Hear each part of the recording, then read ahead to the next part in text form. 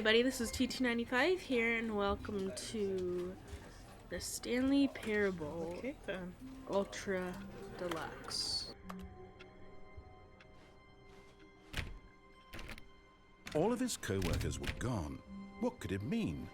Stanley decided to go to the meeting room. Perhaps he had simply missed a memo.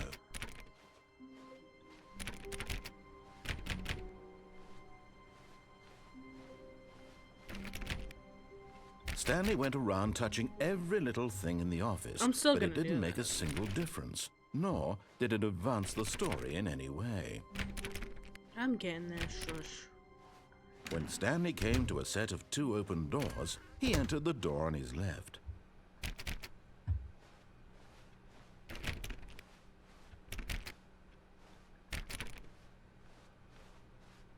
Yet there was not a single person here either. Feeling a wave of disbelief, Stanley decided to go up to his boss's office, hoping he might find an answer. Coming to a staircase, Stanley walked upstairs to his boss's office.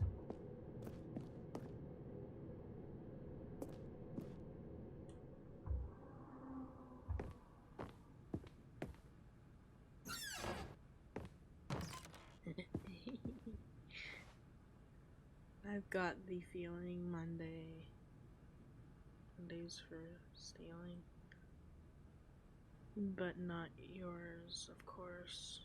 Say that's a lovely purse. What?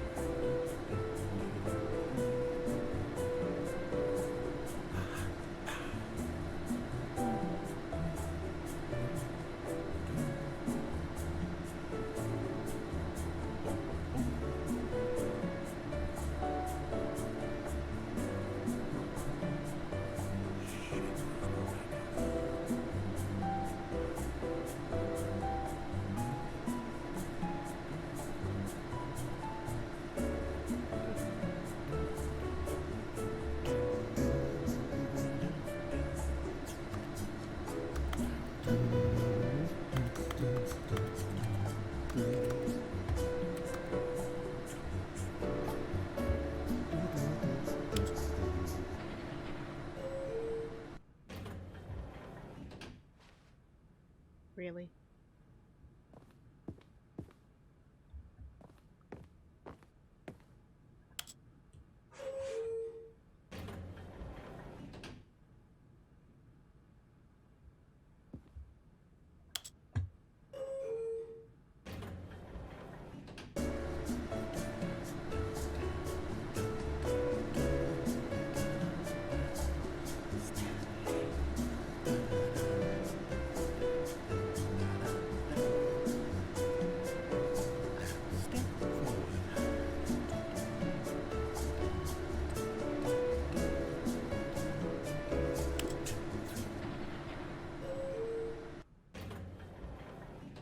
I guess this is just a freaking dryer then.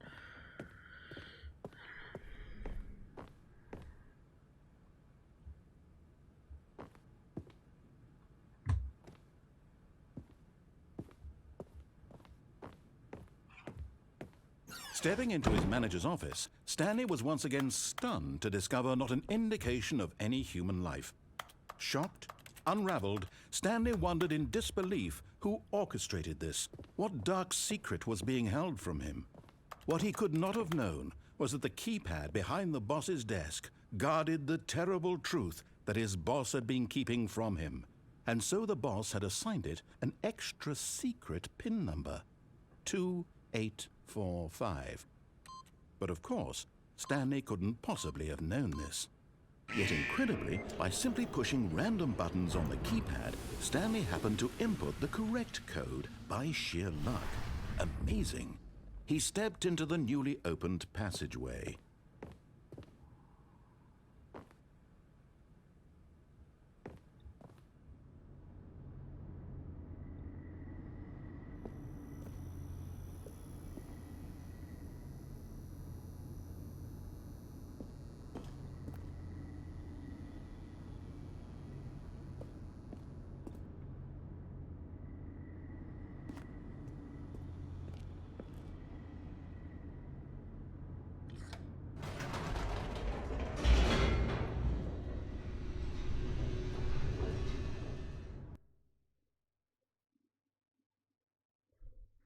Descending deeper into the building, Stanley realized he felt a bit peculiar.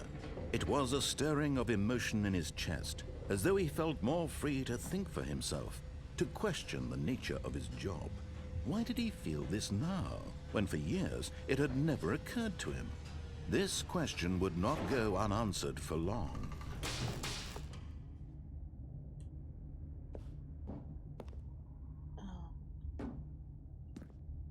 What? Stanley walked straight ahead through the large door that read Mind Control Facility. No. Escape.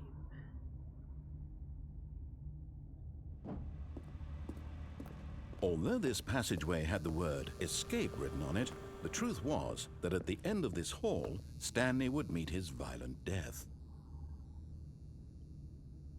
What?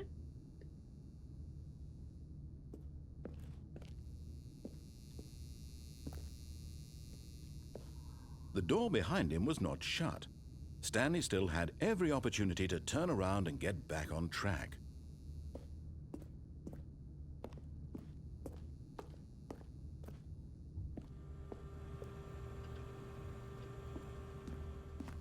At this point, Stanley was making a conscious, concerted effort to walk forward and willingly confront his death.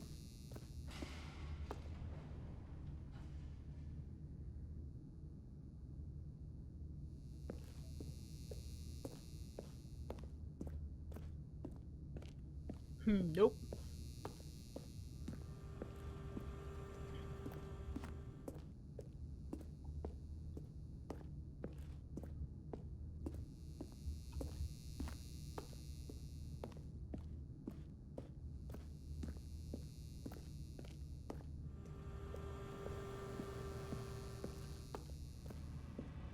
But of course, Stanley thought better of it and realized he simply had too much to live for.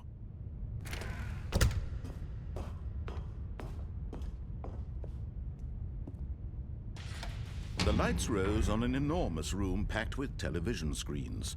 What horrible secret did this place hold? Stanley thought to himself. Did he have the strength to find out?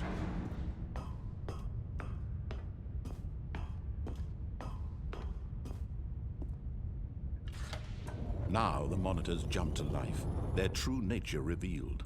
Each bore the number of an employee in the building, Stanley's co-workers. The lives of so many individuals reduced to images on a screen, and Stanley, one of them, eternally monitored in this place where freedom meant nothing.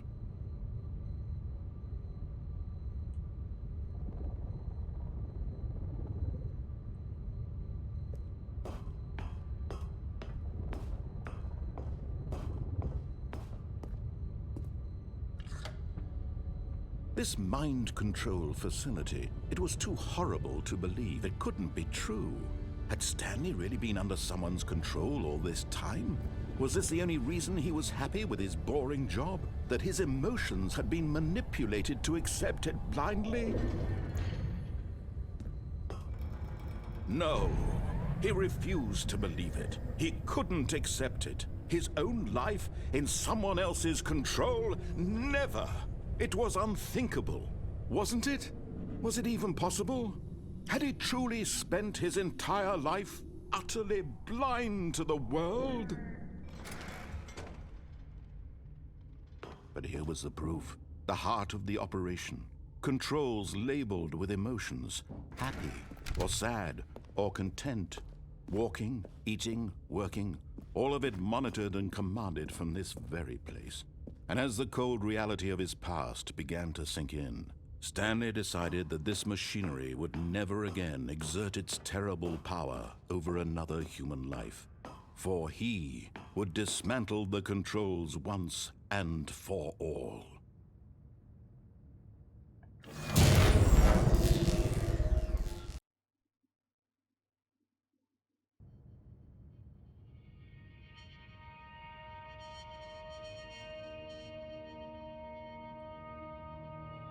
Blackness and a rising chill of uncertainty. Was it over? Yes. He had won. He had defeated the machine, unshackled himself from someone else's command. Freedom was mere moments away. And yet, even as the immense door slowly opened, Stanley reflected on how many puzzles still lay unsolved. Where had his co-workers gone? How had he been freed from the machine's grasp? What other mysteries did this strange building hold? But as sunlight streamed into the chamber, he realized none of this mattered to him, for it was not knowledge or even power that he had been seeking, but happiness. Perhaps his goal had not been to understand, but to let go. No longer would anyone tell him where to go, what to do, or how to feel. Whatever life he lives, it will be his. And that was all he needed to know. It was perhaps the only thing worth knowing. Stanley stepped through the open door.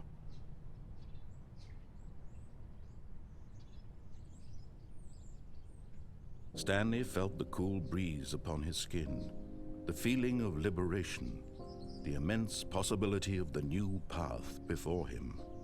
This was exactly the way, right now, that things were meant to happen. And Stanley was happy.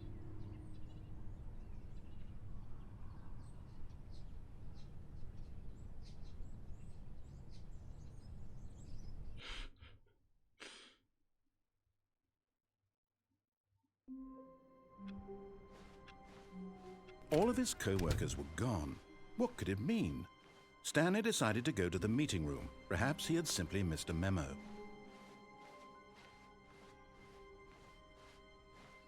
When Stanley came to a set of 2 open doors, this was not the correct way to the meeting room, and Stanley knew it perfectly well.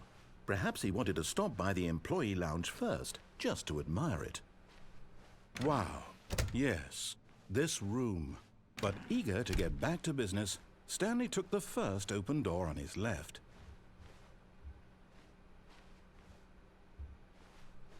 Stanley was so bad at following directions, it's incredible he wasn't fired years ago. Look, Stanley, I think perhaps we've gotten off on the wrong foot here. I'm not your enemy, really, I'm not. I realize that investing your trust in someone else can be difficult, but the fact is that the story has been about nothing but you all this time. There's someone you've been neglecting, Stanley. Someone you've forgotten about. Please, stop trying to make every decision by yourself. Now, I'm not asking for me, I'm asking for her. Her? This is it, Stanley. Your chance to redeem yourself, to put your work aside, to let her back into your life. She's been waiting. So Deus?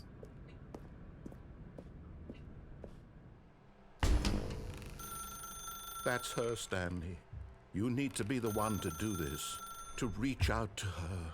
Nope. If you can truly place your faith in another, then pick... Oh, no, you can't... Did you just unplug the phone? No, that wasn't supposed to be a choice. How did you do that? You actually chose incorrectly? I didn't even know that was possible. Let me double check. No, it's definitely here, clear as day. Stanley picks up the phone. He's taken to his apartment where he finds his wife, and the two pledge themselves to one another. Music comes in, fade to white, roll credits. Not picking up the phone is actually somehow an incorrect course of action. How is that even possible? None of these decisions were supposed to mean anything. I don't understand. How on earth are you making meaningful choices? What did you... Wait a second. Did I just see... No, that's not possible. I can't believe it. How had I not noticed it sooner? You're not Stanley. You're a real person. No, I'm not. I can't believe I was so mistaken. This is why you've been able to make correct and incorrect choices. And to think I've been letting you run around in this game for so long. If you'd made any more wrong choices, you might have negated it entirely. It's as though you completely ignored even the most basic safety protocol for real-world decision-making. Or did you not grasp the severity of the situation? Well, I won't have that kind of risk on my watch. I'm going to stop the game for a moment so we can educate you properly on safe decision-making in the real world. Please observe this helpful instructional video. Choice. It's the best part of being a real person. But if used incorrectly, can also be the most dangerous. No. For example, in this scenario, a hypothetical real person named Rupert has a choice. He could invent a machine that eliminates food shortages across the world to make life better for all people. Or he could spend years of hard work forgetting how to read. Which choice would you make? Remember that unlike here, the real world makes sense, and at no time should you make a choice that does not conform to rational logic. If you find yourself speaking with a person who does not make sense, in all likelihood, that person is not real. Allow the person to finish their thought, then provide an excuse why you cannot continue talking. Turn to a partner and practice saying, "My goodness, is it 4:30? I'm supposed to be having a back, sack, and crack." That's Excellent. funny. Making choices on a regular basis is the best What part to a are you healthy doing? decision-making process. Most medical professionals recommend making at least 8 choices per day. Really? Do you make more than 8? Less? And finally, if you begin to wonder if your choices are actually meaningful and whether you'll ever make a significant contribution to the world, just remember that in the vast infiniteness of space, your thoughts and problems are materially insignificant, and the feeling should subside. At this time, your instructor will guide you in an exercise to test and reinforce the material covered in this video. Welcome back. You may have noticed that this room has begun to deteriorate as a result of narrative contradiction. But not to worry. Now that you're properly informed on good decision-making, we're going to revisit a choice you made just a few minutes ago and see what the correct thing to do would have been. This way, please.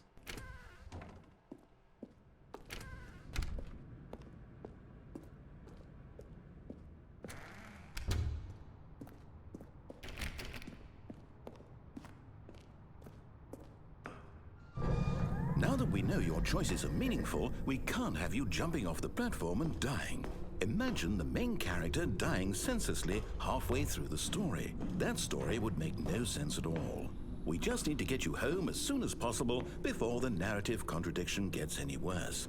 Unfortunately, it seems this place is not well equipped to deal with reality.